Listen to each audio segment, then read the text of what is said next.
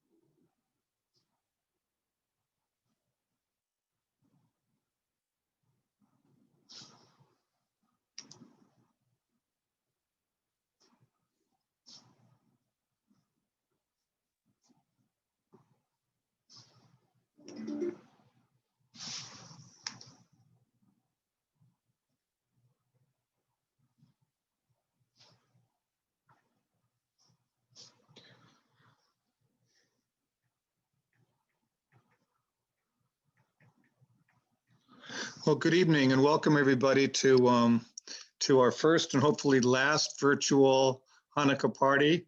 As you all know, because you've had various events you've been part of, it's a bit of a challenge making this work virtually, but we appreciate your taking some time tonight to come and celebrate the holiday with us. I want to thank the folks who sponsored this event today. We have Sunny Zia of the Long Beach Community College Board of Trustees, State Senator Henry Stern, Brad Sherman, Congressman, LAUSD School Board Member Scott Schmerelson, LA City Council Member Bob Blumenfield, California Senate Majority Leader Bob Hertzberg, LA City Controller Ron Galperin, John Popich, the Deputy Chief of Staff for LA City Council Member Blumenfield, and Assembly Member Jesse Gabriel. We really appreciate the support. This is an annual event for us, but like I said, it's a little different, and we're pleased to have with us a fabulous chef and Doug Weinstein. Debbie Paperman, our executive board member who spearheaded this event, will introduce him in a little bit to you. But we think it'll be a fun-filled night. If you don't know how to make latkes, you'll learn. If you know how to make latkes, you'll learn a different approach to making latkes. And we'll have a rabbi lead us in a blessing, have Debbie light some candles for us, and have a fun time tonight. So again, thank you for being here. First person I'd like to ask to speak for a few minutes, emphasis on few minutes, is Jesse Gabriel, our assembly member from the 45th AD. And I'm trying to get to his name so I can unmute him.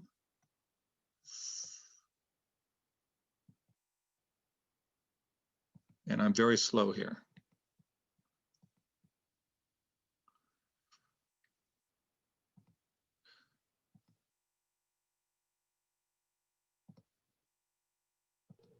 There you go. There you go, Jesse. I'm sorry. No worries, Greg. Thank you. There are quite a few of my Republican colleagues in Sacramento who I'm sure would prefer if I were muted all the time. So appreciate you unmuting me. Happy Hanukkah, everybody. Chag Sameach. It's good to see all of you. First of all, thank you to Greg for your tremendous leadership, to everybody who's involved with DFI, to the board, and all the wonderful activists. And I certainly take a point of pride as the assembly member who represents the West San Fernando Valley and as chair of the Jewish caucus in the legislature that so many of the wonderful activists involved with this organization are from the West San Fernando Valley, which we all know is the epicenter of Jewish life in the state of California. I know that Councilmember Blumenfield agrees with me on that point. So it's wonderful to, as does Senator Stern, so it's wonderful to see all of you, and I hope everybody is staying safe and healthy during these challenging times. And just really nice to see so many wonderful activists and folks who really help to be the voice for our Jewish community and our values in the Democratic Party. As someone who has been a lifelong Democrat and somebody who spent time living in Israel, who met my wife in Israel, this is an organization that is near and dear to my heart and really advocates for a lot of things that I think are really important. I will be brief, Greg, per my instructions. So other than saying thank you, the only thing that I was reflecting on before I got on here is that, you know, if you talk to some historians about the holiday of Hanukkah, they'll tell you that the part about the oil and the Chanukah and the oil lasting for 8 days was something that many historians believe was added to the story somewhat later by the rabbis. But that the part of the story that has really always been there is about a small group of people who fought back against incredible odds for equality, for freedom, for Jewish self-determination, and to speak truth to power. And I think that would be an accurate description of all of the folks who are involved with DFI and certainly with the Democratic Party at this very challenging moment in our history. So my Hanukkah gift to all of you is a new president and a new vice president that are coming very soon. I hope that fills you with lots of hope. I know that it's a challenging moment for the country and for our world, but there is a light at the end of the tunnel. So I just will say happy Hanukkah, and I hope you all stay safe and healthy. And thanks for having me. And Greg, thank you so much for your just tremendous leadership and all the great work that you guys do. Thank you very much, Jesse.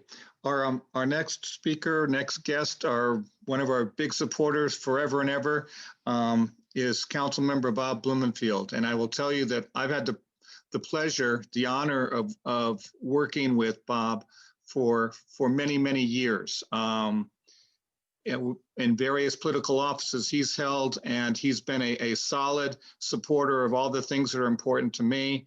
He's certainly been a solid supporter of DFI LA and of things related to Israel. But Bob, I want to thank you just on a personal note for all the help you provided down through the years and the causes I've worked on. And thank you for being part of this event. Greg, thank you. Thank you for that really nice introduction. It is so nice to be here, and thank you for all the work that you do across all the avenues that you've done it and that we get to work together. But now, particularly taking the mantle of leadership here at DFI, you know, this is a really important organization, and I'm grateful to all of you that are part of it. I want to echo a lot of what Jesse said, but it's so important for Democrats to have that connection to Israel. Sorry, my phone rang at that time. I just turned off. Because as we know, it's not something we can take for granted anymore. And there have been issues within our own party on the U.S.-Israel relationship. So the role of the DFI in the party and vis-a-vis Israel is so critical. So it's really important that we're all engaged in that. And, you know, people don't think about the U.S.-Israel relationship sometimes when they think about state and local politics. They always think about it on the federal level. Well, it's very impactful on the state and local level. I mean, Jesse will tell you the Jewish caucus, it's great that that's there. I was a founding member when I was in the assembly of it, and we called it the Capitol Knesset before that ever even got started. But even on the local level, I mean, there are things that we've created an LA Israel task force to deal with issues of mutual benefit, both so that we can do things on security and on energy and water, but also so that we can stoke that positive relationship between Los Angeles, California, and the US and Israel. So anyway, I won't give a long speech. I just wanted to really be here to say Happy Hanukkah and Hag Sameach, and I'm looking forward to seeing the latkes, and I'm going to be eating some of my own latkes pretty soon at home. And I just hope you all are doing well, staying safe, staying healthy. This is a crazy, difficult time, but we will get through it. And I wish you all the best. Thank you. Thank you, Bob. Before we move the program forward, I want to thank our DFI LA Vice President, Michelle Elmer, for everything that she's done over the years. As I've practically every day, I'm learning a new aspect of my job as president of DFI LA, but whenever I get in a panic, I know I can call Michelle, and she's got the information I need to not feel like, oh my God, what am I doing? So I really appreciate that, Michelle. And I will tell you that when we got together in a retreat earlier this year, we decided that besides being a political organization, DFI LA was going to branch out and do some things that were not as strictly political. Debbie Paperman, a member of our board, was the biggest advocate for taking this approach. Some of you know that we had our kickoff event on November 30th when we had a professor from UCLA talking about the future of US-Israeli relations as a result of the Biden election. Tremendous attendance, tremendous feedback on it. And so I want to thank Debbie for motivating this approach towards not just building membership, because that's one of our big goals this year, is to build the membership, but also to build a sense of community that goes along with the membership. So Debbie, I want to thank you for that motivation. And being an old social studies teacher, I could talk forever, but that's not a good idea. So even though we're a touch early on our timeline, Debbie, why don't you introduce us to Doug and let us move this program forward.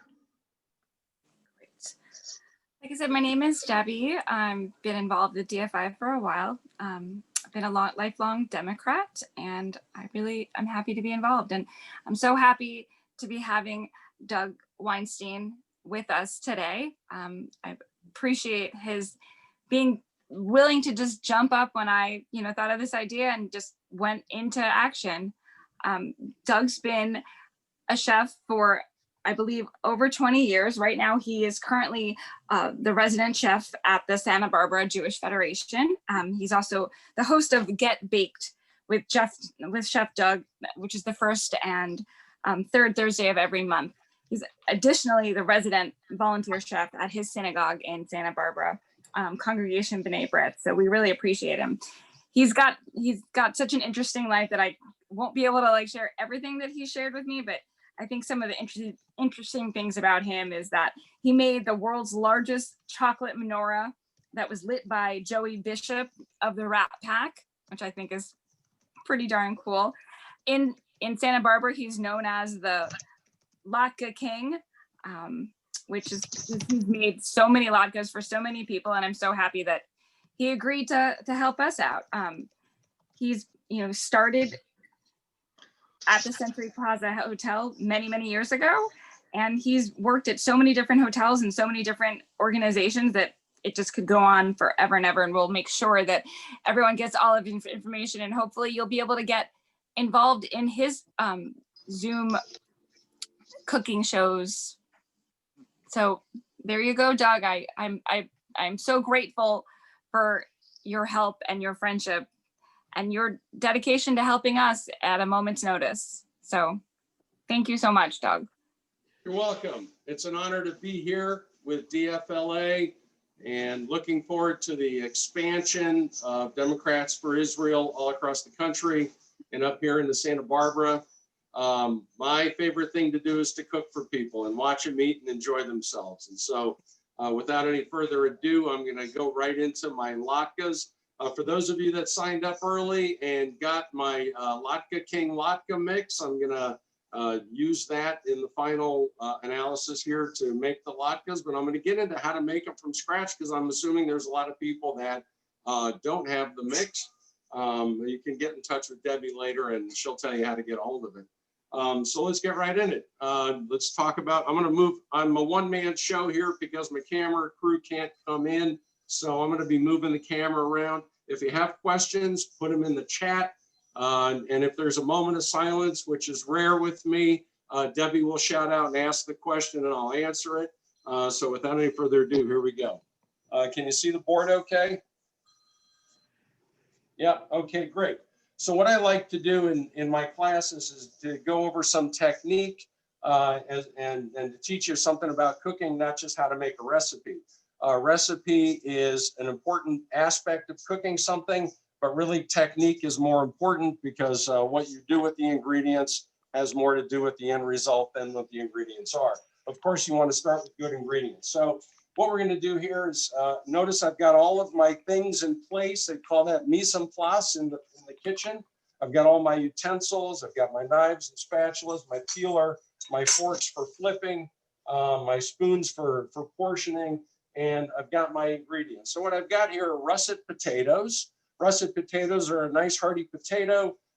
They give off less water than others, and they're ideal for for latkes. I also have white onions. You're welcome to use red onions or yellow onions or sweet onions if you've got them.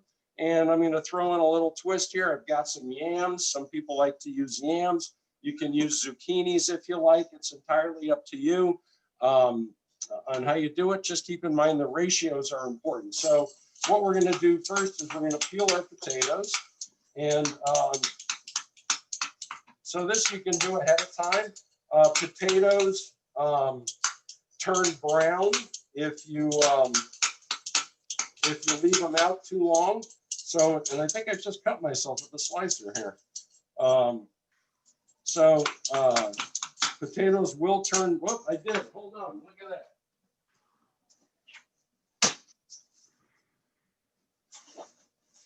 This is why I use my famous latke mix, so that way I don't cut myself with simple tools like a peeler. Here we go. That's crazy. I've never done that before on screen.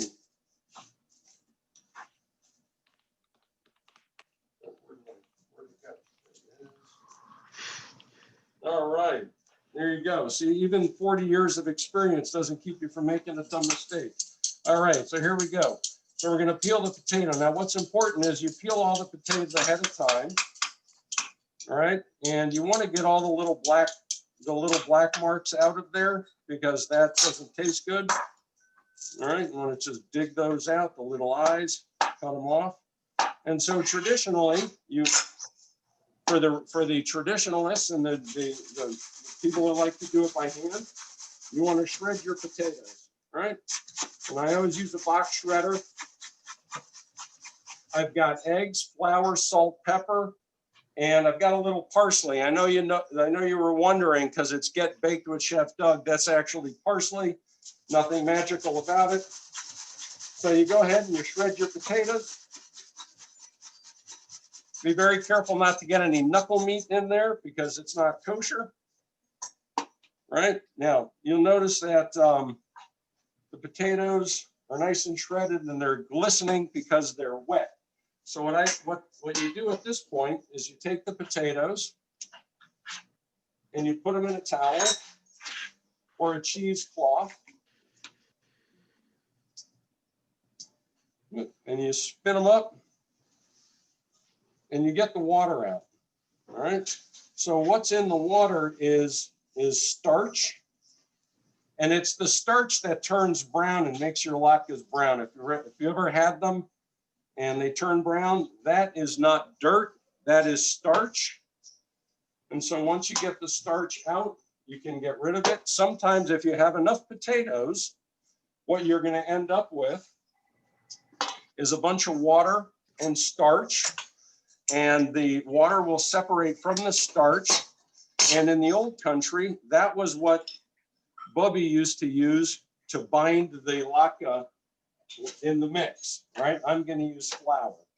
So here are the potatoes, okay? The next thing that you would do is to cut an onion. Now with the onion, there's the root and there's the flour. So when you're dicing an onion or you're shredding an onion, you never want to cut the root off. You only want to cut the flour off because the root is what holds the whole onion together. So now that you've got your potatoes, you want to shred your onions. Now, if you're using a food processor, you can just put the onions and the potatoes right into the food processor together. If you don't like them shredded like that because they let off too much water, feel free to go ahead and dice them up nice and fine. Okay, you can dice them up. If you like them chunky, you can even caramelize the onions ahead of time if you like some extra spice. So we got the onions in there. Then we take a little bit of salt and a little bit of pepper. And I like to put in a little bit of flour. It binds it up. And I take my spoon and I mix them all up together. And then I take the eggs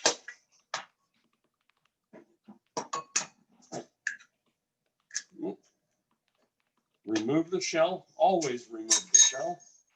And you want to scramble the egg a little bit.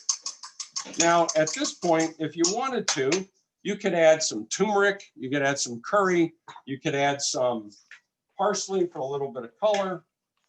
You can add some chili powder. You can add just about anything you wanted to this mix to flavor it, to make it different and unique. So now you've got the potatoes, you've got all the stuff in there, and some people like their potatoes smaller. So if you like your potatoes smaller, feel free to break them up. I like them nice and shredded. If you want to puree them more, you can. And the ratios for this are typically 1 russet potato and to 1 egg, salt, pepper, and about a tablespoon of flour, right? For a nice size potato, okay? So that's scratch latke mix. Now, if you want to avoid cutting yourself and you want to make it quick and easy without having to shred potatoes, you can use Doug's Latke King latke mix, which are dried potatoes that are then rehydrated with water, and bada bing, there you go. I've got all the flour, salt, pepper, and baking soda in there, which I forgot to add to the other one. It's already mixed in there.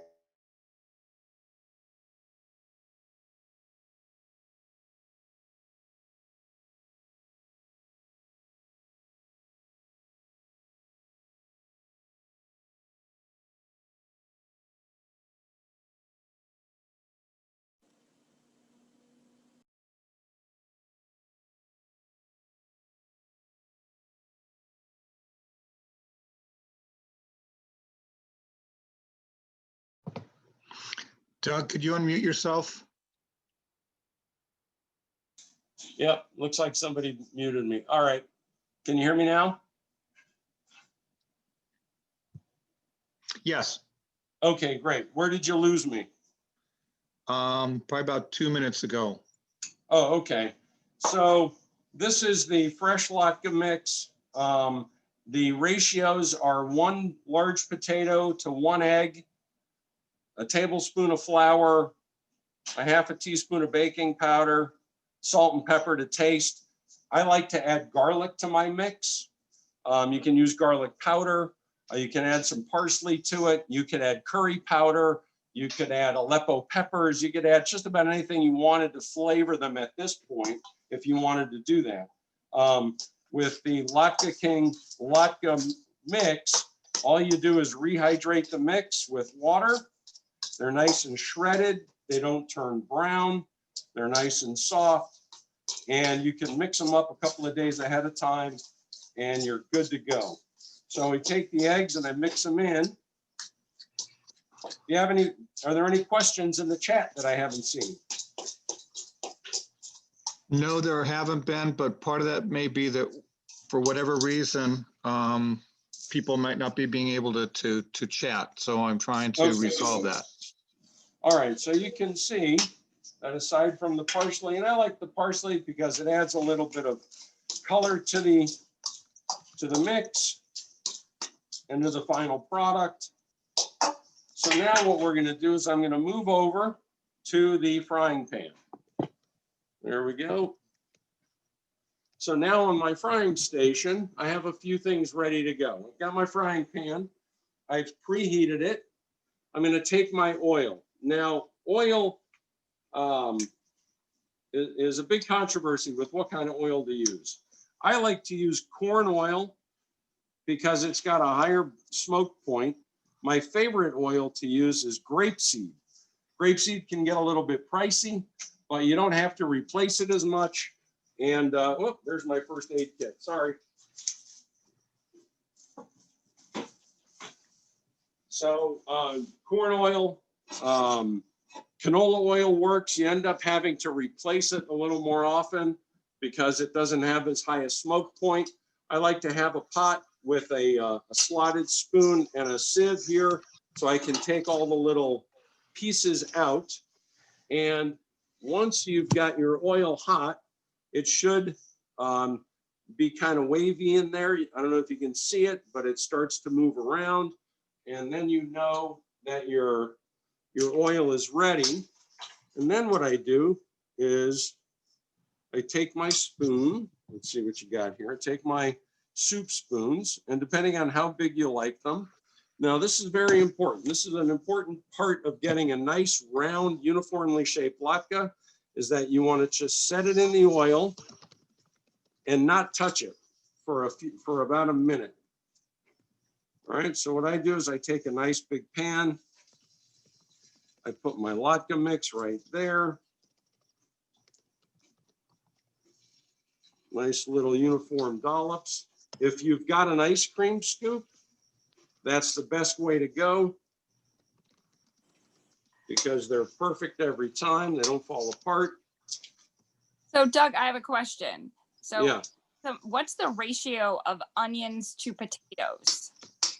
It's entirely up to the individual. I would say that for a large russet potato, for the average person, I would say a quarter of a white onion or a yellow onion is probably sufficient.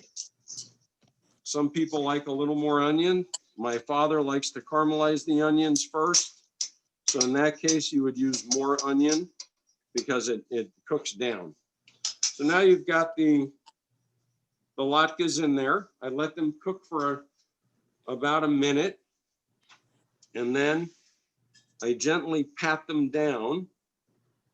And the reason I let them sit and cook first is so that when I do pat them down, they don't break apart and they keep a nice shape.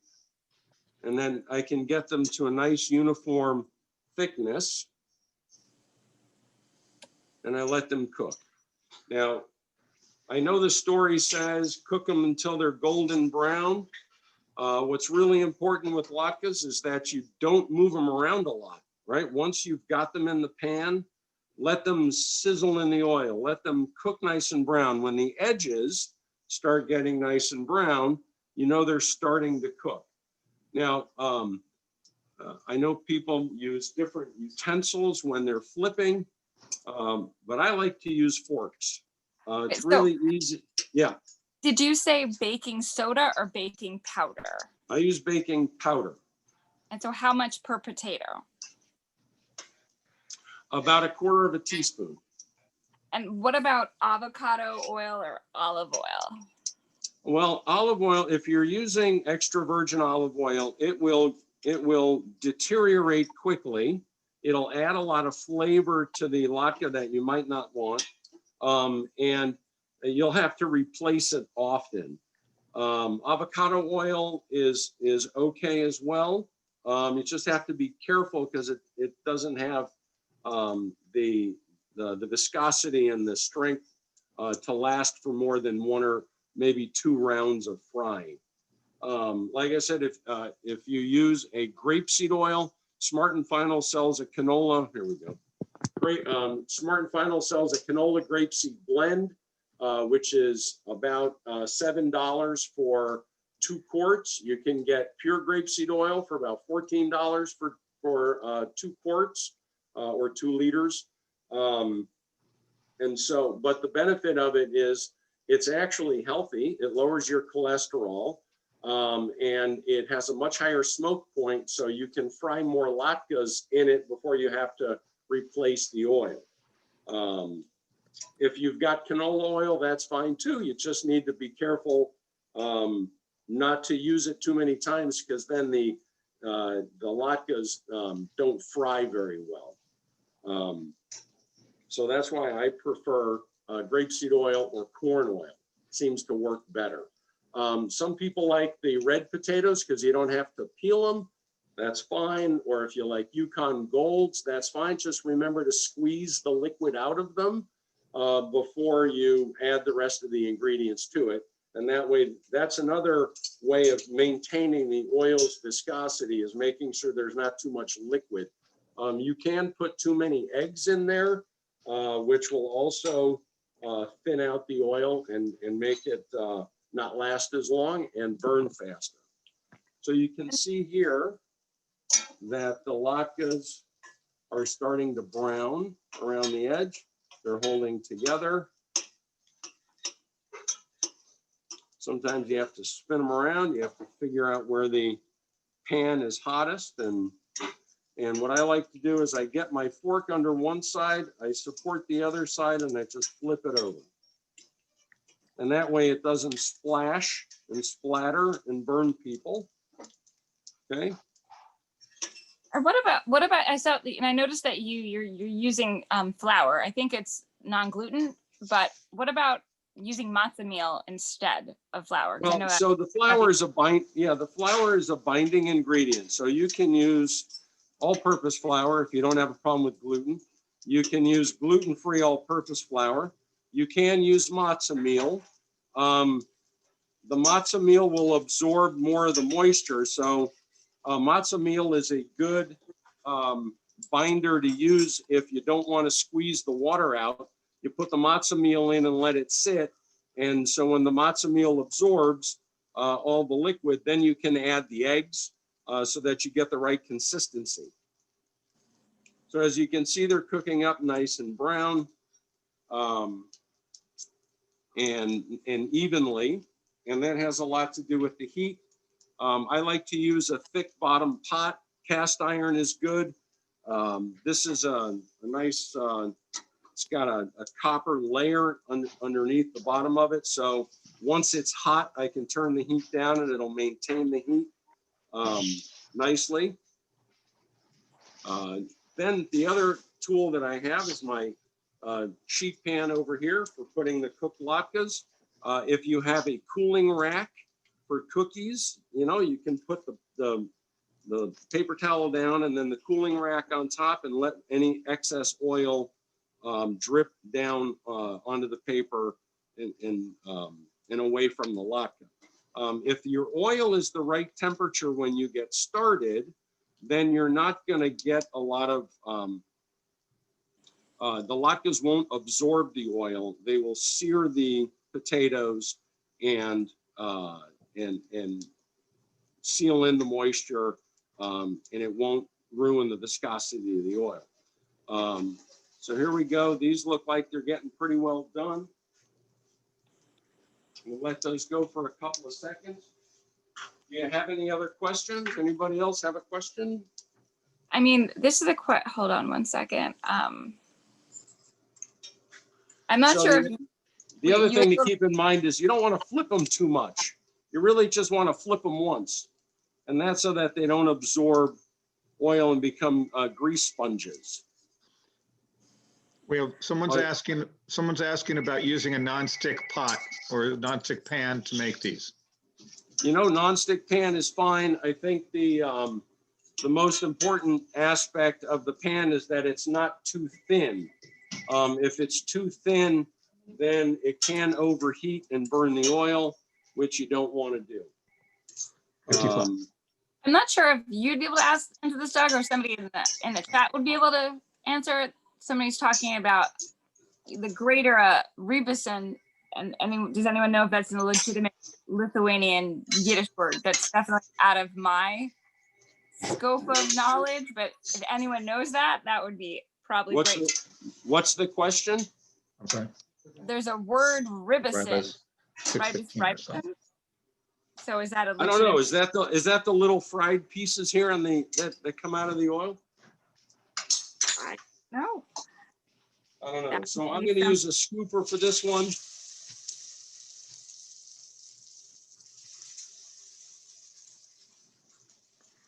If you don't have an ice cream scoop like this, go to Smart and Final, invest the $7.99 and get one.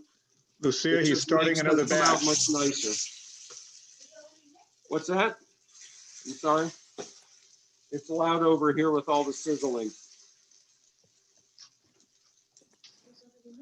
We'll have a tape. It's taped. Jenny wants to see it.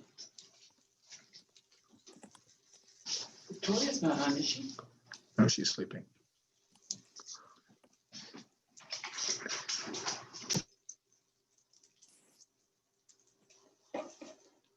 There we go. Then, of course, you have to have your applesauce and sour cream. And I'm going to start eating here in a couple of minutes because I don't know about you, but I can't wait until everybody else is ready. I got to start eating them right away. But if you have any more questions, I'm happy to answer those questions. Again, if you're gluten-free, you can use gluten-free flour. You can use matzo meal, which isn't gluten-free.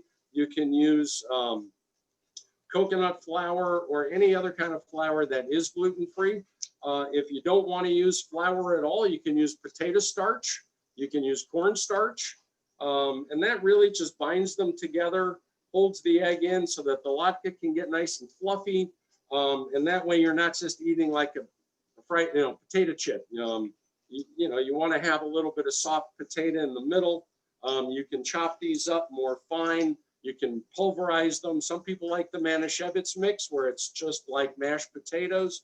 If you like, you can do that with your potatoes. I won't come over and eat them, but you're welcome to do it at home for you and your guests. So let me go ahead and move this back down. And You so want to let, people are still curious about the proportion about the onion to potato. Any Well, other? whatever recipe you've got, you can follow it. It really all depends on your taste. If you like more onion, put some more onion in there. If you want less, but I would say for every large russet potato, you would use a quarter of an onion, of a regular size onion, right? So you have one potato, you do let me cut that for you. don't cut yourself. How much baking? One potato, a quarter of an onion, and I already lost the finger. No, I'm kidding. What else, Debbie? Well, Councilman Koretz wants to know when the chef tells us how long to microwave the latkes. When they're done. Yes. How long to microwave the latkes? That's I think, who was that? Was that Brian? Was that a guy named Brian or? No, that was Huh? Councilman Koretz. How long you microwave your latkes? Well, you don't microwave your latkes, Councilman. I hope you're termed out because microwave latkes don't get my vote. That's all I got to say. What about the air fryer? Can we do anything with the air fryer and latkes? Yeah, you can actually bake them too. If you don't want all the oil, then you can just put a thin layer of spray Pam on a sheet pan, but get the pan hot before you scoop the latkes in. So put it in the oven, get it nice and hot, pull it out with a hot pad, scoop your latkes down, flatten them out, and stick them back in the oven, nice and hot, probably 425. If you have an air fryer, same thing, but put them on a flat pan. If you put them on a grated pan, they'll fall through. So I haven't done them in an air fryer, but I'm sure Emerald Lagasse will tell you that it's possible. I know the Ninja air fryer cooks with just about anything. And none of them are my sponsors yet. So if anybody works for Emerald or Ninja, I'm open for sponsorships. Well, then there you go. Well, there you go. Jesse Gabriel was just talking about how he's better with the air fryer. So now you know that you can make the latkes with the air fryer. And that was suggested originally from Congressman Schiff. So. All right. Well, he gets my vote then. All right. So here we go. I'm just going to pull them out. They're ready to go. You're stinky. Let them cool a little bit. And off you go. Now, another nice addition to these is scallions or chives. All right, if you want to put a little bit of scallions or chives, give it a nice little flavor to add to the onion. You can use shallots. You can add garlic. So, once you get the potato, onion, egg ratio together and you get it so that it's a nice batter, at that point, you could add your sweet potatoes, you can add zucchini, and you can fry your heart away. I think it's time to taste. Those are delicious. And that's it. That's all it takes to make latkes. So if you have any other questions, I'm happy to answer. And other than that, have a great show. Congratulations on your organization, and it's an honor to be a part of the show. Okay, we have a few last questions. Okay. Okay. What? So Same what's proportion for yams? Yes. yeah. And so what's the difference between latkes and hash browns, and how many minutes per side for frying? And of course, the question about schmaltz, but I feel like that would, yeah. Schmaltz. Oh man, if you can get schmaltz and you want to make latkes and schmaltz, I got a great cardiologist for you. But that would be terrific. In terms of frying on each side, it all depends on how hot the oil is and how hot the pan is, right? So you just got to watch for it to be a nice golden brown. And when it's the right color, probably a minute to minute and a half on each side. You want to check it before you flip it. And what's the difference between a hash brown and a latke? Well, a hash brown is just potatoes. There's no eggs, there's no matzo meal or flour, there's no onion, salt and pepper. They just shred potatoes and fry them up in a lot of oil. And you eat hash browns with ketchup. You don't eat latkes with ketchup, and you don't eat hash browns with applesauce. And so again, I think somebody must have missed the answer between the baking soda or baking powder per potato and which one? Baking powder. Baking powder. Potato, yeah, a potato. So a yam will have a little less moisture in it than a russet potato. So you might need to add another egg to the mix. Just want to keep an eye on the consistency. It should be creamy. There should be enough moisture in the mix that it's not just shredded potato. And you might find that your yams absorb more of the egg, and you might need to add a little bit more. Gotcha. For those of you who came in late or maybe were distracted, we are recording this and we'll be putting this up on the DFI LA YouTube channel. So you can go back and take more notes, watch Doug cut himself again. By the way, great hat, Doug, just fabulous You hat. like that? Yeah, I like do. that too. That goes along with my Happy Hanukkah sign over here. There you go. Any I other couldn't find questions my for, crown. any question for Chef Doug? Thank you so much. Thank you so much for being You're here, welcome. Debbie. Thank you so much for finding Chef Doug, and we will be working with you in the future, I hope, sir. Oh wait, we have one question. Actually, no, Yes. we have a question. So how would you suggest reheating them? I would put them in the toaster oven or in the regular oven. If you're going to make them ahead of time, freeze them right away so it locks in the moisture, wrap them nice and tight, and then bring them out, put them in on a cookie sheet in a nice, very hot oven. You don't want to dry them out when you reheat them. So the hotter you bake them, the quicker they get crispy on the outside and reheat. And again, they don't need to be hot all the way through. They just need to be warm, but crispy is important. So put them on the sheet pan, single layer, maybe give it a little bit of shot of spray, and then pop them in a nice hot oven and let them get nice and crispy. One of my keys is if I can smell it, it's ready to go. But don't microwave, Representative Congressman, there, no microwaving. And never microwave bread either. Or I'll come and get you. Thank you very much. Any other questions, Debbie? I'm looking 1 second again. Well, in the meantime, if you want to catch my show, go to jewishsantabarbara.org. It's Get Baked with Chef Doug. You can sign up there. We'll get you on the list every 2 weeks on the first and third Thursday. We do one at 2 o'clock on the first Thursday. We do a family show on the third Thursday. And I will be doing one on New Year's Eve with sweet stuff and chocolate and things like that. So it'll be fun if you're just sitting around looking at each other and you want something fun to do on New Year's Eve. I'll be doing a class. And we will be emailing, or we'll be sending everybody a thank you email, and in that we will include the contact information for Jewish Federation in Santa Barbara and the Get Baked show. Thank you very much. Thank you very much, sir. Happy Hanukkah. Hugs and Thank math. you. Thank you Thank so you. much. Thank you. Doug. Really Thank you. appreciate it. You're welcome. I'm going to go eat now. Alrighty, sir. Thank you again.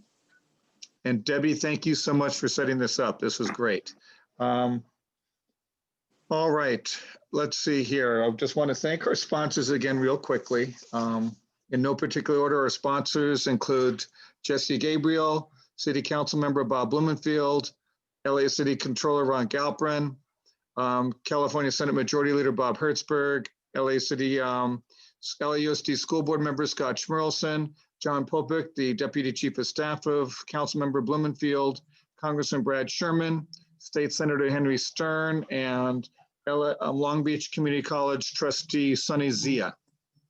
Want to thank you so much for your support. For those of you who might have supported, if someone had contacted you and asked you to sponsor, we apologize for perhaps not making contact with you, but trust me, we won't make that mistake twice. And really appreciate your support. And we have our wonderful sponsor. I'd love to have some words. Exactly. Scott Schmerlson. Scott Schmerlson was the survivor of over $5 million in vicious campaign propaganda directed against him. And he emerged reelected to the LA Unified School District School Board. So Scott, if you'd like to unmute yourself and go ahead and say a few words to the group, please.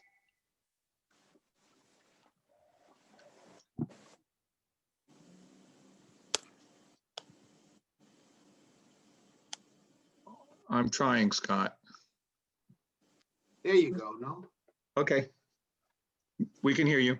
All right, Greg, thank you so much. You know, all this food is making me hungry. And when I get hungry like this, I think about the tens of thousands of children and their families in LAUSD who really do not have sufficient food to eat. So even before this pandemic, our 80% of our kids are on free and reduced lunch, and they really depended on coming to school every day, besides getting a good education, but also eating. And let me tell you that I am so proud to be a member of LAUSD. As of Friday, we served 86.9 million meals, almost 87 million meals to our families and children in LAUSD. So if you're not a teacher or involved in schools, you really don't know about all of this, but we are feeding everybody. It doesn't matter who you are, you don't need an ID, you just come to a grab and go center and you get food. And before the holidays start, we give them extra food to last them through the weekend. So just so proud to be part of LAUSD. Thank you for re-electing me. I'm still gonna look out for my kids, education-wise and food-wise. So thank you, Greg. Thank you, Scott.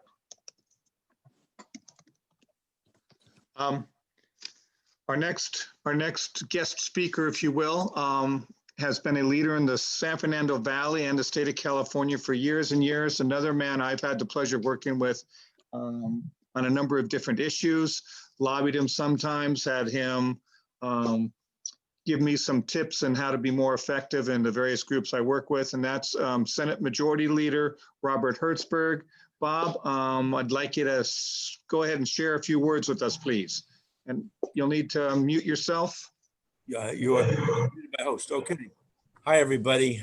I saw a lot of people this morning at Action Dems, but thanks for including me. I really appreciate it. No big, long words. Scott, that's incredible. 87 million meals.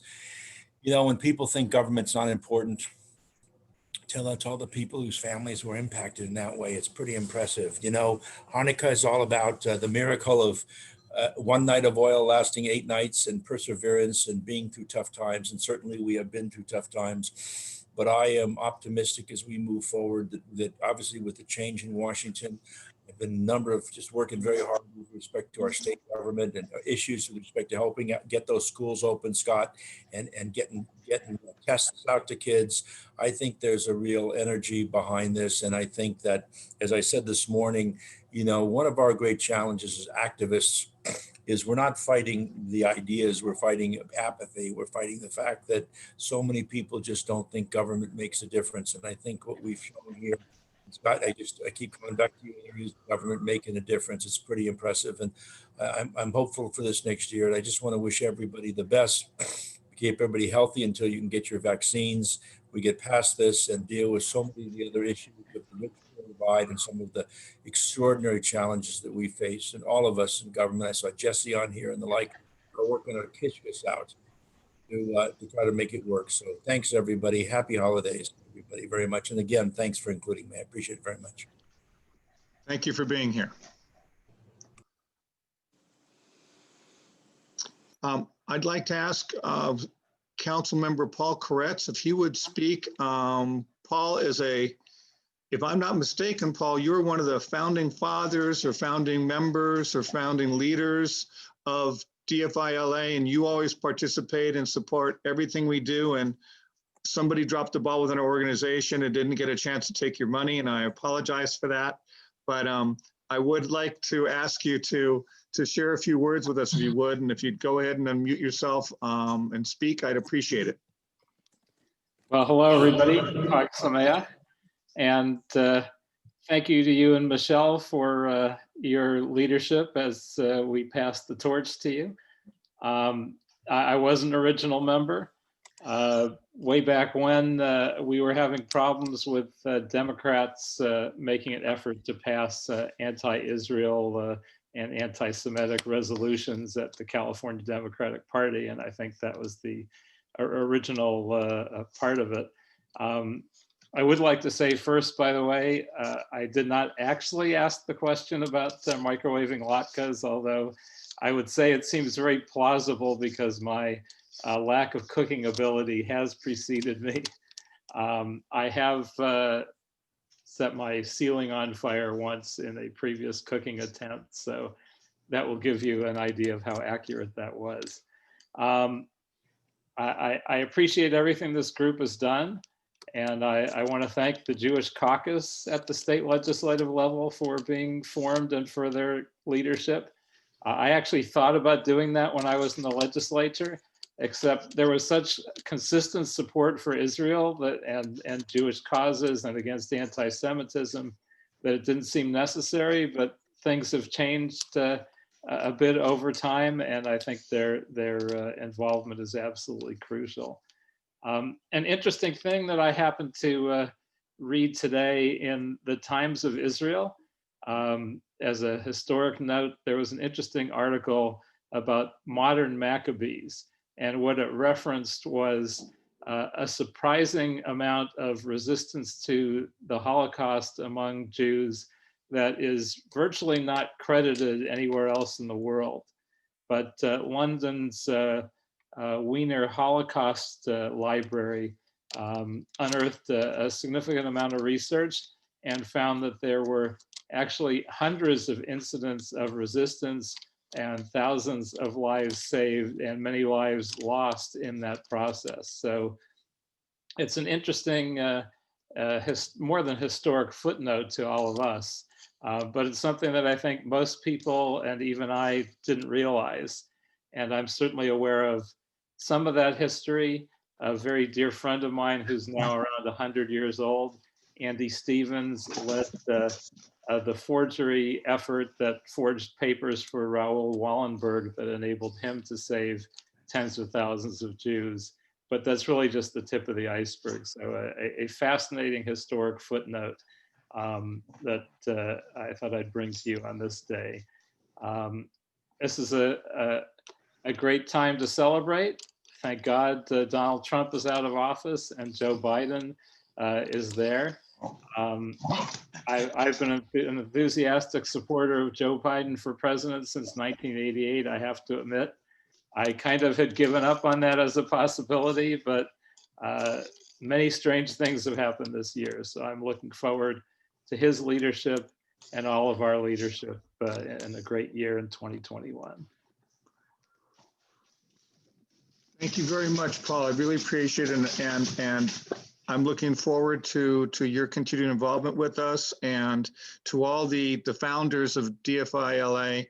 Please feel free to send your suggestions and any gentle criticism you might have for us to Michelle or to myself or to Debbie or to any of our executive board. Thank you so much. I'd like to, even though he didn't know I was going to ask him to speak, I'd like to ask Andrew Lackman, the immediate past president of DFI LA, who's in the process of putting together our state affiliate, DFI California, and headed up this organization for a great number of years. And I appreciated his leadership before. Now that I'm president, I appreciate his leadership even more. Andrew, thank you. And you're absolutely right. I had no idea I was doing this. No, it's a Hag Sameach to everyone. Thank you for being here, and thank you, Greg, for taking and this current executive board, many of whom put up with me for many years as DFI LA president, for your great work on the innovation on this event and many more to come. Very quickly, Democrats for Israel California continues to grow.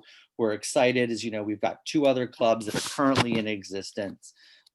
Democrats for Israel Orange County, Democrats for Peace in the Middle East, and we've got a number of ones that are in process in Northern California, around the Bay Area, Sacramento, and even the Central Coast. Democrats for Israel LA, we're talking about history for a moment. The fact that in 1990 we had to fight off an attempt to change a resolution and a platform attempt to foist a single state solution, and here we are again, not seeing it again until 2019, and having it happen all over again. The role of organizations to make sure that we've got a voice in the Democratic Party and are a part of it is so critical. We've seen it with ethnic studies, as we've supported the effort for ethnic studies, but wanted to make sure it's done in a way in which voices are respected, those of all who have experienced discrimination, including our own community. That was critical.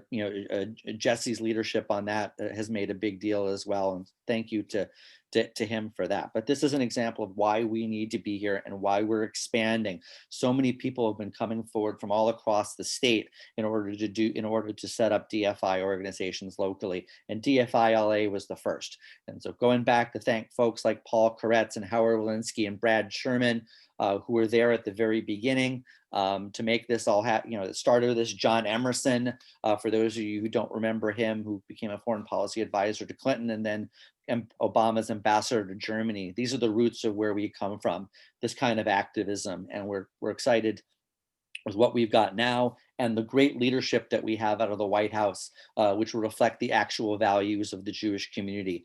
I'm going to mention one last shout out to DFI LA, and that is we've actually filled up the next two editions of the Atlanta Jewish Times with ads for the control of the Senate. 2 great candidates, one Jewish and one a great ally of Israel, Reverend Warnock, and you've got, on the other hand, a Republican, Kelly Loeffler, who has no problem having her picture taken with members of the KKK, and yet she says she wants to be a friend of the Jewish community in Israel. If it wasn't for DFI LA's leadership, we would not be able to get those ads out there from Democrats for Israel Committee, which is our federal PAC, out there making a difference at the same time when DMIFLA is active there and Jewish Democratic Council of America is making phone calls into Georgia as well. This is going to be a team effort, as is the effort of what we're going to see at the ADEM elections, where we have a chance to also make sure our voice is heard. And we've got some great leaders here today who are running on those ADEM slates. Make sure you go to cadem.org, register to get your ballot if you're not already running. I see a number of candidates here today from a number of slates, in the 50th and the 45th as well, and many others. But we all need to make sure that we get turnout so that the voice of the Jewish community is continued to be heard at the state level. And we're also very lucky to have folks like Rusty Hicks, who have been a great ally for those efforts as well. So back to you, Greg, and thanks for your work. Thank you, Andrew. Thank you. It's a touch early for me to put on Rabbi Hoffman, so let's ask one of our executive board members who is a sponsor to just share a couple thoughts with us. Sunny Zia is on the Long Beach Community College Board of Trustees. Sunny, go ahead and unmute yourself and say hi. And Rabbi Hoffman, I have you on deck. Thank you, Greg. Thank you, everyone, for joining us. It's such an honor for me to be on this board and having been able to serve. And a big Chag Chanukah Samach to everyone. You know, growing up, being a Persian Jew, you know, in Iran, it wasn't a big deal, but thank God in the States, because all the time I would get, hey, Merry Christmas. And I would always come back with a rejoinder that it's Hanukkah for me. And, you know, it was always the December dilemma. And thank God we have Hanukkah and we have each other and the light, the festival of lights. And really just to echo a lot of things that Andrew and what others have said, you know, this is important that we continue the fight and continue to advocate for Israel. I'm so proud that we may be tiny, but we are mighty. As it stands, we're on my board of trustees, the Long Beach Community College Board. I'd like to pass a resolution defining anti-Semitism. So keep a lookout. I will reach out to you, Senator Hertzberg, Councilmember Koretz, others. And Jesse, it's important because there's so much ambiguity and vagueness on purpose with identity politics, and you know, anti-Semitism has been on the rise. So with that, you know, let's continue to be the light and continue to heal the world together as a community. And happy Hanukkah to everyone. Thank you, Greg. Thank you, Sunny. By the way, a note for Andrew's comment about the signing up to vote in the ADEM elections. In our thank you email, there'll be a plug for that too. So don't just trash the email when it comes from us, because it's going to have lots of important information besides Chef Doug's contact info. He's your hook. You want Chef Doug's info, you'll get the other info too. We're a touch ahead of schedule, which is not a bad thing. What I'd like to do is invite Rabbi Becky Hoffman, who works at Temple Abat Shalom. She's going to talk just a little bit about the holiday, because we're all at different levels of understanding of the holiday, and I suggested to her it might be good to just spend a couple minutes, and then she's going to lead us in a blessing. We would typically at a Hanukkah party for DFI LA ask some of the dignitaries to light candles, and they were all ready to try to do that remotely, but I thought it was probably just a lot easier if we'd ask Debbie to light the candles today and not have to go through all the technical difficulties involved. But I do want to thank Senator Stern and Senator Hertzberg and Sunny for being ready to light candles for us. I just thought maybe we'd err on the side of caution. So Rabbi Hoffman, thank you very much. Welcome to DFI LA. We look forward to working with you more in the future, and take it away. Thank you so much. And thank you all for being here tonight and taking the time to share in Hanukkah and to support our democratic values for our country and for our people. I actually wanted to start off with a little bit of show and tell. These are two Chanukah menorahs that I got when I lived in Israel in 2001 to 2002. When I was in rabbinical school, I lived in Israel. And you can see there, you know, there's this one, it's pretty big. And then there's this one, it's a Hamsa, very basic Chanukah. But what I love about these particular Chanukah is that I got them when I walked into the grocery store named Mega. And Mega is essentially like a Ralph's on steroids. And as you can hear in the Hebrew word, Mega, it's big. So I walked into Mega, and inside there were bins, and it was bins and bins of Chanukah. And to me, that was amazing to have this moment when I walked into the store, into the grocery store. It was just bins of these Chanukah. Now, if you grew up in Los Angeles or in the Jewish community in the 80s or 90s like me, you know that when you would go to school or religious school, you would get Chanukah, and they were like this big, and they were made out of tin, and you would touch it and you'd almost get like a paper cut because the metal was so thin and it was sharp, and it was no offense to the 80s and the 90s, they were junk. But then I walked into the stores, and then this is what it was. These are the strongest Chanukah that I have. They fit perfectly for candles, and it was so amazing to me that I had this place where I could walk in, where I was going to buy a loaf of bread, and it just was Hanukkah everywhere.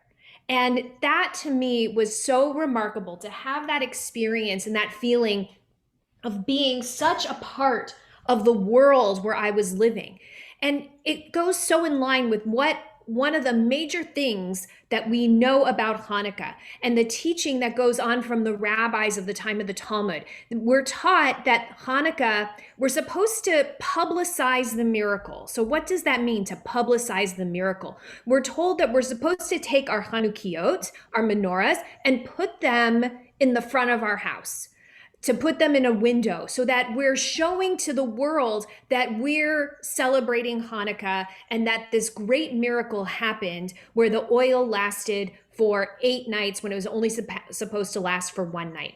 It's kind of ironic that as we drive around, what's being publicized in our area? Christmas, that there are these Christmas lights everywhere. It's really sort of surprising that we don't decorate our homes with Hanukkah lights, because we are supposed to be publicizing this miracle. And it's so wonderful that we have these lights that are supposed to shine forever to remind us of this great thing that happened for our people.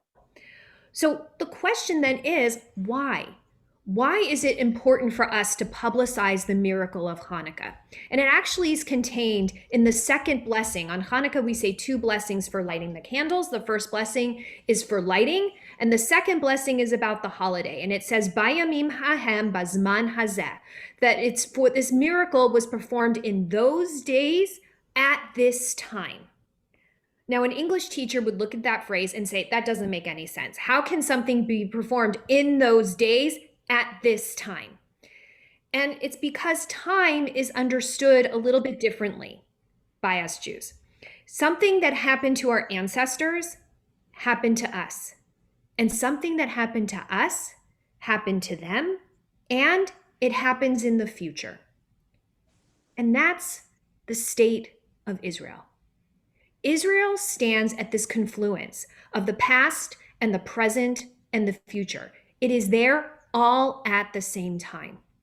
And when we publicize the miracle of Hanukkah, we also think about the miracle of Israel, because Israel is a miracle, a democratic nation, reviving the promise of the ancient stories of the Torah that we live out today. It seems so simple, but we can certainly attest to it. It's not, and it shouldn't be. The Torah itself is not simple. And once the Torah was codified, the rabbis looked at it many generations later and said, these laws aren't enough, and we don't understand everything that's going on in them, so we're going to write the Mishnah. And then the generation after that said, this is not enough, we don't understand it, we're going to write the Gemara. And then they created the Talmud. And from there, we have this rich tradition of everything written down. And once you read everything that is written down, if you ever can get through it, you're going to realize it's not unified. There's no one way, one rule. It's argument. And we've preserved that. And we as Jews have lived like that for centuries. And we have survived, never actually having been unified in one way of believing and thinking. We welcomed the argument. We've critiqued it and called it holy. Israel is part of that dynamic. It's a place where our hope lives out in our ideals and for human beings. But just like human beings, Israel can fall short. It strives to be a light unto the nations, a place of freedom and democracy and based on the idea of hope. On Hanukkah, as we're commanded to promote the miracle, as Jews who believe in democracy and Israel, it's our responsibility, it's our job to publicize the miracle of Israel to our fellow citizens. And we do that by sharing light. That's the lighting of the Chanukiah. We bring light into this moment. We see that light grow.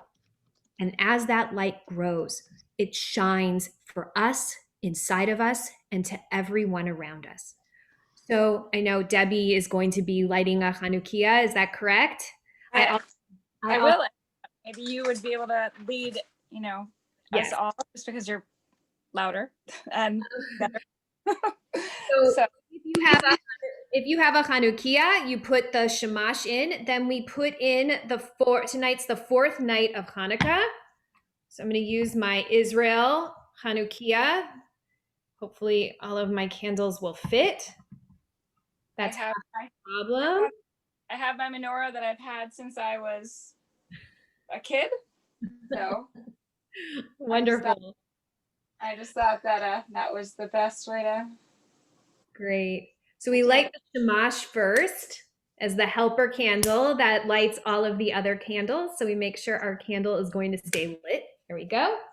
So we say 2 blessings for lighting our Hanukkah candles. The first one is for the lighting of the candle, and then the second is for the day. So we say the blessings together. We're going to sing them. Baruch atah Adonai Eloheinu melech haolam asher kitshanu b'mitzvotav v'tzivanu lehadlik ner shel Chanukah. Baruch atah Adonai Eloheinu melech haolam she'asa nisim lavoteinu ve'imoteinu bayamim hahem b'zman hazeh. And if you did not say the blessings, you can say Amen. Chag Sameach, everyone. Happy Hanukkah. Thank you so much for inviting me to join with you today. Thank you so much, Rabbi. Thank you, Debbie and Rabbi Hoffman. Really appreciate it. Okay, next on the program, we learn something every day and sometimes every minute. With us tonight are 2 former leaders in DFI. Francine Hanberg is the former president, and Jay Greenstein. I'm not sure, Jay, were you a president or just a member of the executive board? And if you'd each like to, go ahead and say 1 or 2 things, not too long, but we'd like to hear from you. I'd appreciate it. Francine, unmute yourself.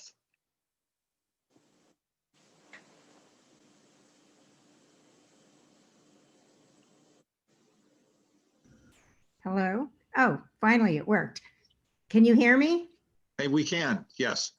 So I'm one of the founding board members, and so I remember the days when this started as year after year, we used to have fights at the Democratic conventions. It went on for many years. I was first a delegate in 1989. I was Jerry Brown's whip when he ran for state chair. And I had helped run the Dukakis campaign in California, and I was new to the DFI fight. But Howard Walensky was leading in basically the state to fight it. And so it has almost never stopped as far as I can tell. So that's how far back we go. And I wanted to say one thing about Hanukkah. Being an infectious disease specialist, I have to comment on this. I have choked up so many times over the last few days. It is such a miracle what we are seeing now. This rolling out of the vaccine. I've done infectious diseases. I graduated medical school in the 1980s, became an intern in San Francisco the month the AIDS epidemic was declared. And I've never seen anything like this. not only in terms of how it's affected the world, and the AIDS pandemic, of course, has affected the world also, but this is different because it's person to person, and so therefore it's ripping through the world at a rate that even HIV didn't. But I have a strong background in science. I trained in molecular biology. I've worked with like 3 Nobel laureates, including the guy who discovered the double helix. And looking at the history of science, and I'm sure everyone who is in science feels it like we've never seen anything like this. And so I hope people appreciate it really is a miracle, and it's very appropriate. This vaccine is getting rolled out in the first days of Hanukkah. And the first night of Hanukkah was Thursday, right? That's when the FDA panel met. And as we know, the Let's Go was given on Friday night. That's my message. Miracle, miracle, miracle. Thank you very much. Jay, did you want to share a few words with us?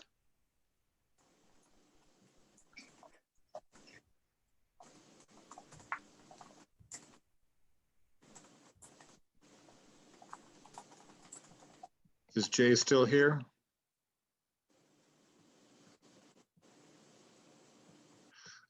If Jay comes in, we'll go ahead and we'll let him speak. Or if I see him, we can. Okay, Jay, go ahead and unmute yourself and say hi. Okay, there. I wasn't looking to speak. Francine and I are part of the has-beens from the 1990s.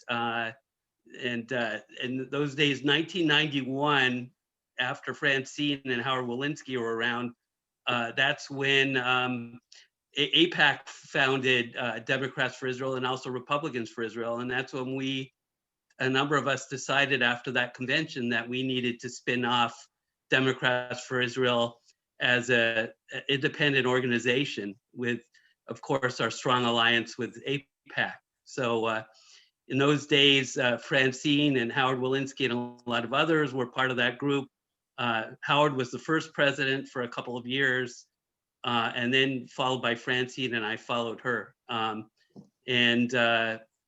things were a little bit different.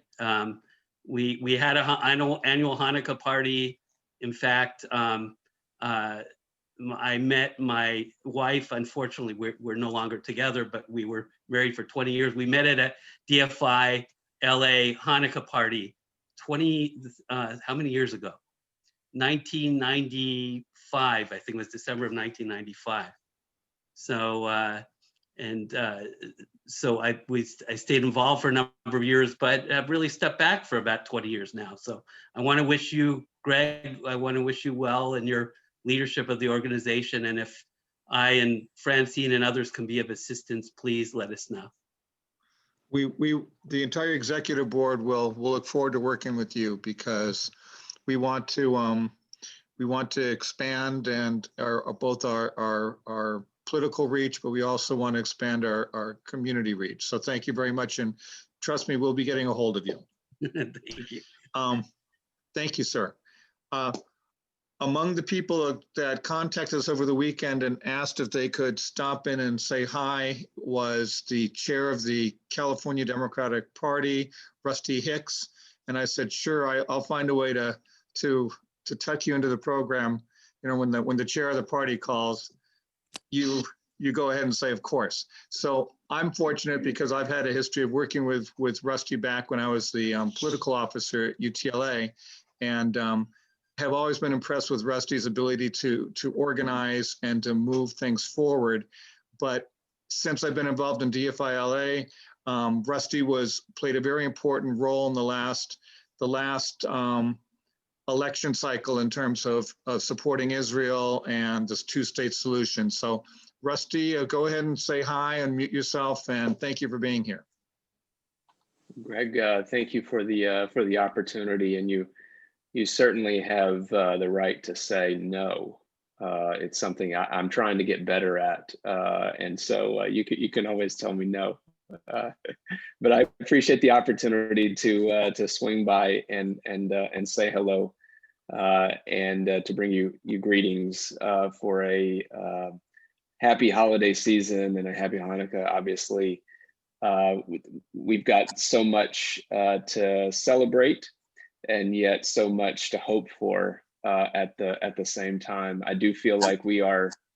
I remarked to my wife earlier today that I feel like we're living in the season of mixed blessings. There is much to be grateful for. There is much to be hopeful for, while recognizing that we have a lot of work to do. And so I see a lot of familiar faces and friends and colleagues, some of which I was with earlier today, this morning. And it was good to see you all there, and it's good to see you all now. So just wanted to swing by, say hello, and wish you well this holiday season, and happy Hanukkah. And it's great to work with everyone. I'll turn it back to you, Greg. Thanks so much. Thank you, Rusty. Thank you very much. Well, I'm pleased because I've been stressing all day about all the people I wanted to let speak for a little bit, and the great presentation by Chef Doug, and I was really worried about our time.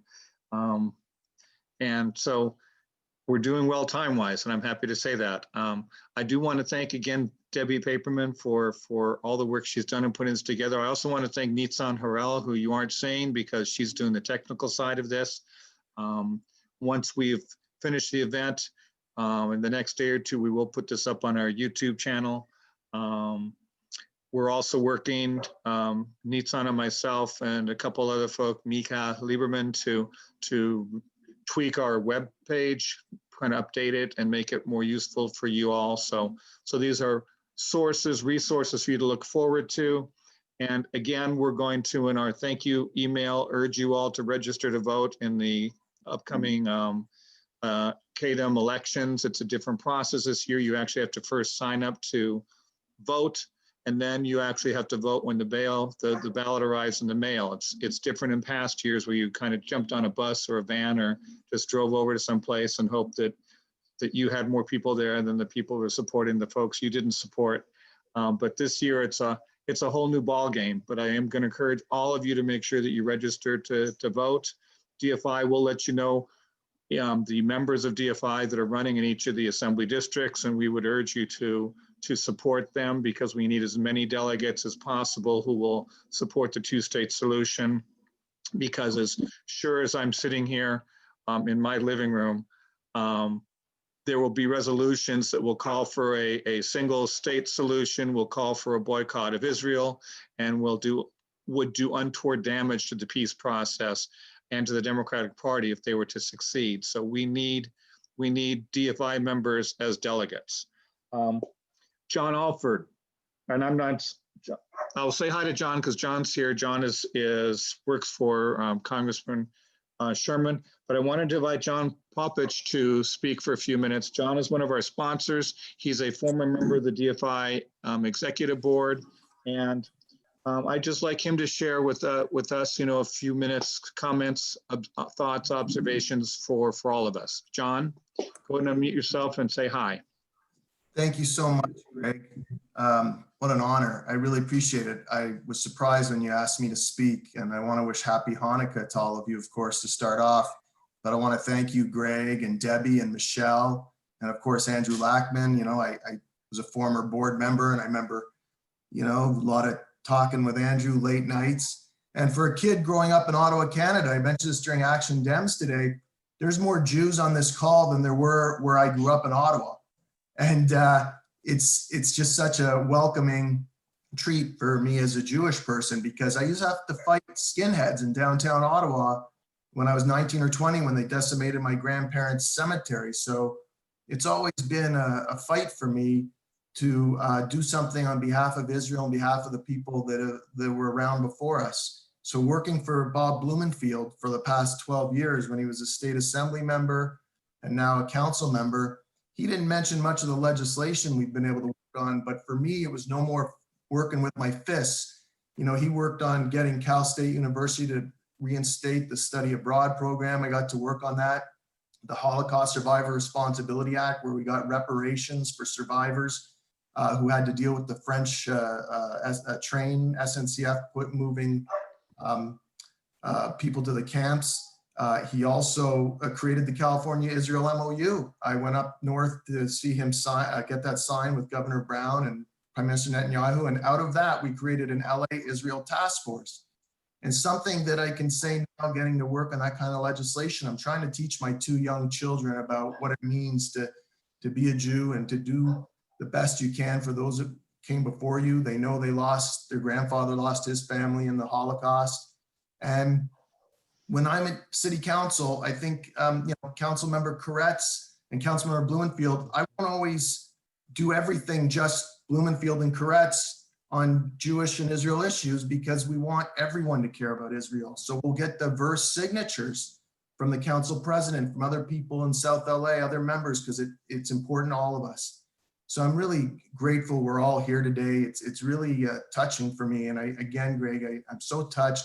Kevin James is one of the people, he works in the mayor's office, used to be the president of the Board of Public Works. He's here today. He worked with me representing the mayor's office and Board of Public Works when we'd have the LA Israel task force meetings. And we just want to make Israel and Judaism relevant to the LA City Council. So in closing, I look forward to working with all of you to make that happen, because Bob Blumenfield has taught me how to do that.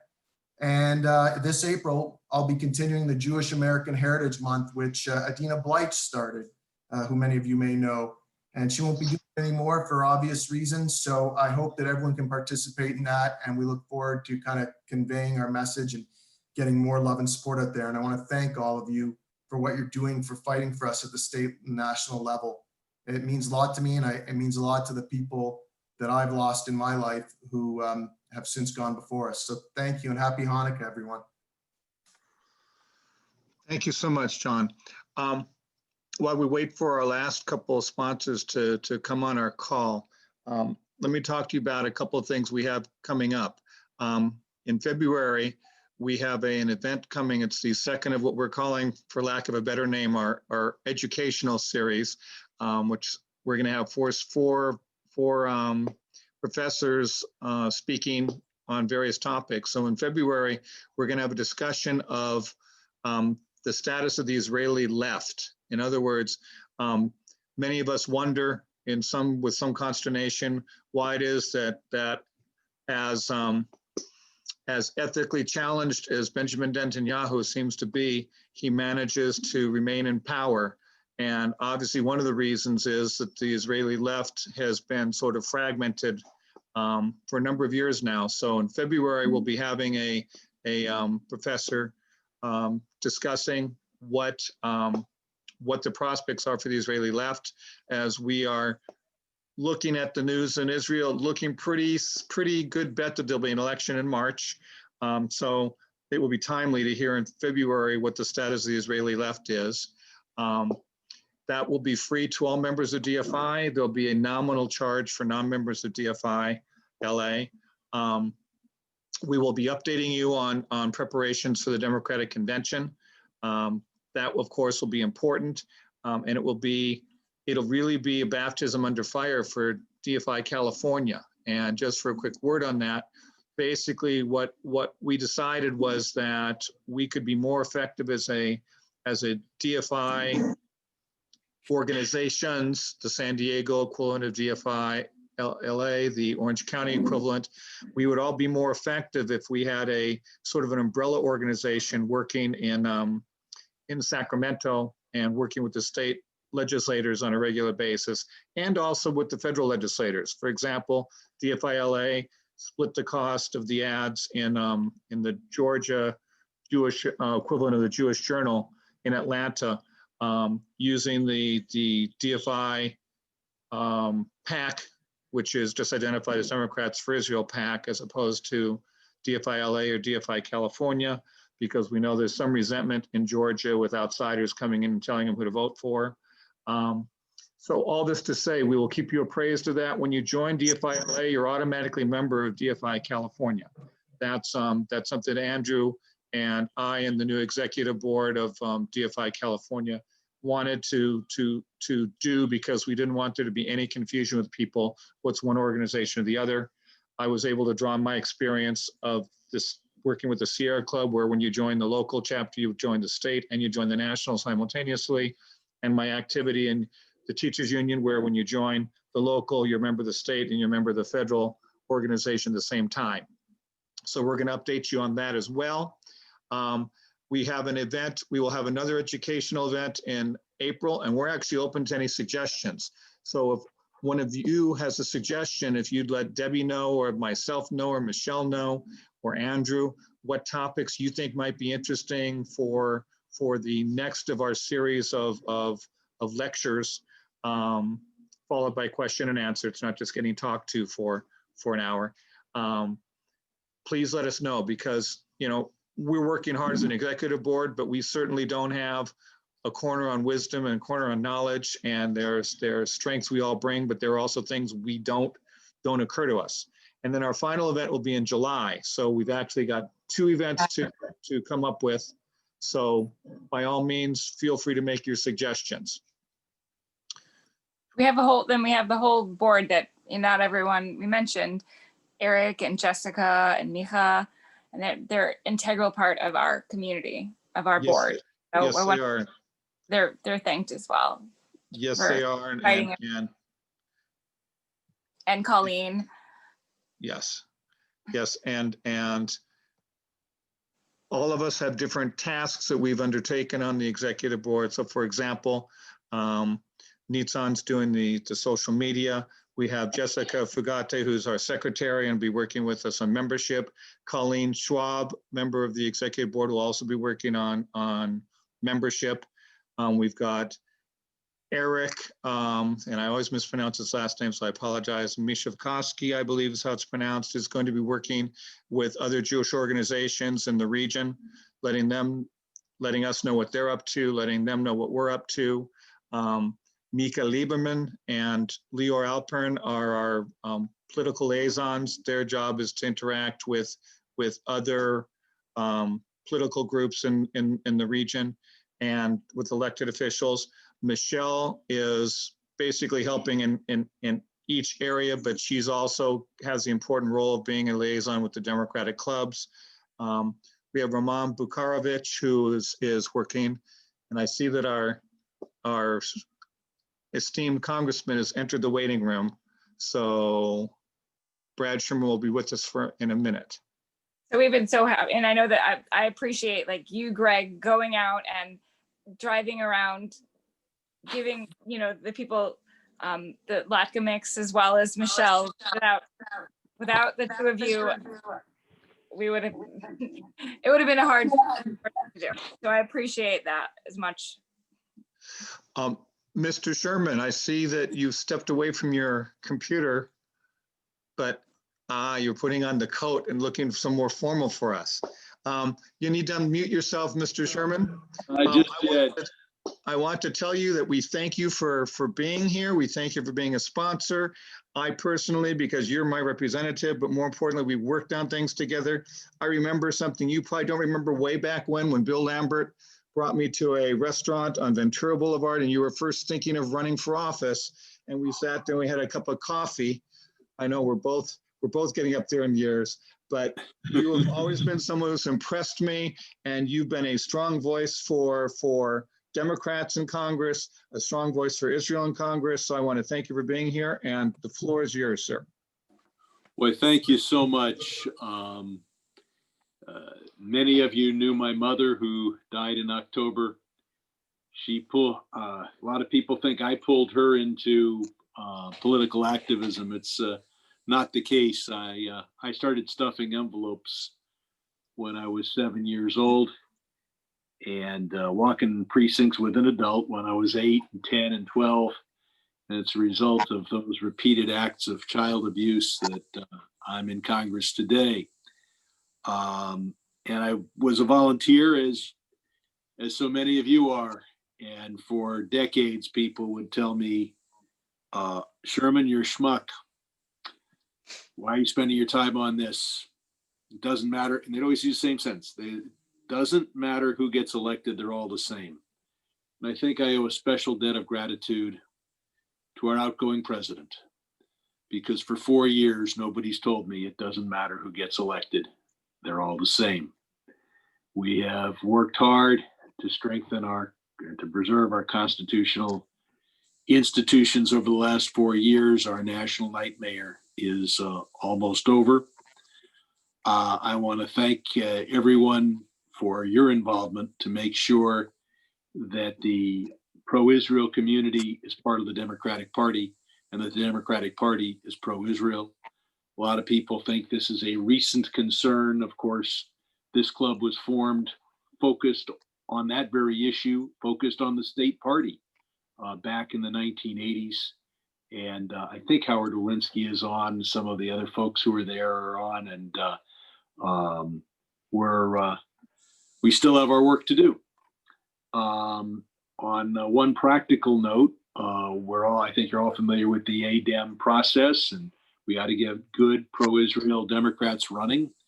And I've got a special need for anyone you know who lives in the tiny city of Westlake Village, not in Thousand Oaks, not Agoura Hills, that little city of Westlake Village, because I've got a couple of people there who are members of the county committee, and if they have an alternate, that alternate can be a member of the state committee and there to vote with us and hopefully actively with us on issues.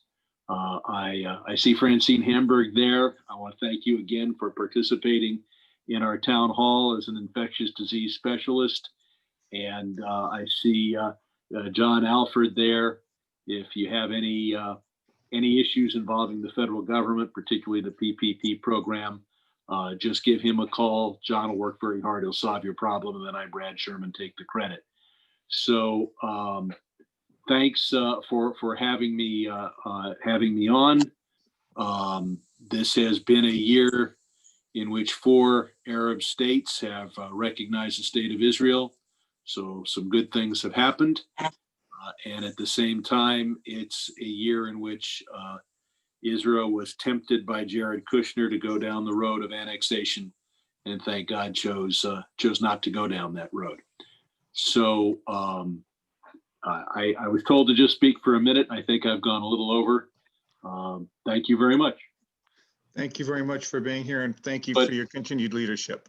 Clearly, contact John Alford if you know anyone who lives and they don't even have to they don't even necessarily have to drive downtown or to UTLA, but they could even give their proxy if they can't make the state convention. That'll probably be virtual as well. But I need good pro-Israel Democrats who happen to live in the small town of Westlake Village. Thank you, sir. Thank you. Another friend of DFI LA that I'd like to introduce to you is I remember at the Democratic Convention in Long Beach, him working in strategy sessions and helping to push back on anti-Israel resolutions. And that's Ron Galperin, our city controller. Ron has been a longtime friend. I can't remember if he was one of the original founding leaders of DFI LA or not. Please excuse me for my lack of institutional memory, but I know that whenever there's been something we've needed, Ron's been there, and Ron has been a solid ally of the same causes that DFI LA stands for, because we are involved in other issues other than just Israel. We are a group of progressive thinking Democrats who want to see the party continue to be great in California. And Ron, please spend a couple minutes and introduce yourself to everybody, even though you really need no introduction. LA City Controller Ron Galperin, folks. Good evening, everybody. How wonderful to be with you. Happy Chanukah. And I have here one of the youngest members of DFI. This is Maya Ruth. And just a moment ago, she was joined by Eli Noah, her twin brother, but he was competing too much for the same toy. And so she's just in my hands at the moment. But it's been a really tough year for so many people and for the whole of our world. And so it's really great that we are coming together. Okay, I'm going to give her to my husband, Zach. Rabbi Zach Shapiro, you want to say hi to DFI? Hey, everyone. Happy Hanukkah. And DFI really holds a very special place in my heart. As many of you may know, my parents met and they married in Israel, and I have many deep roots there. And it's a nation that is really a beacon of education and technology and literature and the arts and medical research and so much more. A place of the past and a place of the future with many faiths and many cultures. And a lot of values that we share here in the United States with Israel: freedom of religion and of the press and of assembly and of a fair trial, a right to privacy, women's rights, LGBTQ rights. And that makes me a very proud Democrat and a very proud supporter of Israel. And our nation here in the US is a work in progress. Israel is a work in progress, as we all know. But we have so many of those values that we share together. And there's a lot of work to be done. And we have an amazing opportunity now with the new administration that is coming into play. And I am so optimistic now more than ever about what 2021 is going to bring for our nation, for Israel, for the world. And I just wanted to thank everybody who has been a part of DFI for all that you are doing, for all that you're going to be doing in Georgia and well beyond, and to really wish everybody a wonderful Hanukkah. Hanukkah is a holiday that has many names. It's called the Feast of Dedication, where we get to dedicate and rededicate ourselves. It's the festival of lights, where we seek to bring more light into a time of darkness, and a feast of the Maccabees, where we look at times long gone, where there were those who were fighting for freedom and the freedoms that we have to fight for in our day. So thank you, DFI, and thank you so much for the opportunity to be with you. And may it be a happy and, most importantly, healthy new year for everybody. Thanks so much. Thank you for being here, Ron. I appreciate it, truly. I want to thank everybody so much for being here. Like I said, this pandemic's made so many things so difficult. I mean, I cannot imagine any of our elected officials and what they go through. I know Brad's having to deal with members of the other party who don't think you have to mask yourself and that you can just ignore the pandemic. And fortunately, here in Southern California, at least in LA, we don't have as many science deniers who are running around acting crazy. But that being said, we are in a hot spot in the nation purely by sheer size of our state. But I really do want to thank the elected officials that are with us tonight for all that they have done to move aggressively forward and protecting us, trying to protect us from ourselves, if you will. It's interesting. I just read a book on the pandemic of 1918, and it's kind of scary, the parallels that we're seeing in terms of human behavior now versus then. And just for the record, the guy who wrote the book is certain that the death toll from that pandemic was about 3 times higher than reported, because they didn't do a very good job of keeping records in those days. So we're talking 50 or 60 million people having been killed by a pandemic. So it is frustrating to me and to all of us to see that we live in a world where there are things we could do to keep people from dying and people aren't doing it. And again, I want to thank the elected officials that are with us today for standing up and promoting this. I specifically want to thank Scott Schmerlson as a teacher. He has been a champion for making sure that schools are reopened, and we all want the schools reopened because we understand that distance learning is not working for a large percentage of our school population. But given the choice of spreading COVID or not, Scott's worked very hard to make this work. He's working very hard to make sure that when we open our schools, it's done safely. I know that, Brad, you're working hard in Washington to make sure that whatever stimulus package Mr. McConnell can be dragged to the altar accepting will include money for schools and for the state. Ron, I know you're dealing every day with the horror of a city budget that is bleeding red ink everywhere. And we still got to find the money to distribute a vaccine once the vaccine is sent to us. So I take my hats off to all of you elected officials and the job that you've got. It's just, thank you for being there. Thank you for enduring the the political world, because it's not a very fun world to be part of. And I just want to thank you for being here, but I do want to end on a positive note, which is that, you know, this is an important holiday, not so much in other parts of the world where you don't have the commercialism that we do to holidays here in the United States, but nonetheless, the history of Hanukkah is one of believing in miracles, and each of us in our own little way need to do what we can to contribute to the miracle of our getting through this pandemic. So I want to thank you all for being here. I'm going to turn it over to my friend Debbie for any last comments that she has. And again, thank you so much for being part of our program today. Debbie, thank you. I mean, you've said mostly everything I could think to say. I just want to make sure that I want to say thank you to everyone for coming and being involved and supporting Democrats for Israel Los Angeles, which is so important. I want to make sure that all the elected officials that are here, we so appreciate everyone that came, and our board members and our members, and hopefully we'll have more events virtual and hopefully not virtual soon enough, but stay safe and thank you so much. And definitely let us know what you thought, and if you have any suggestions for the future. So happy Hanukkah, Hag Sameach. Happy Hanukkah, everybody. Thank you. Thank you so much. Bye-bye. Have a good evening.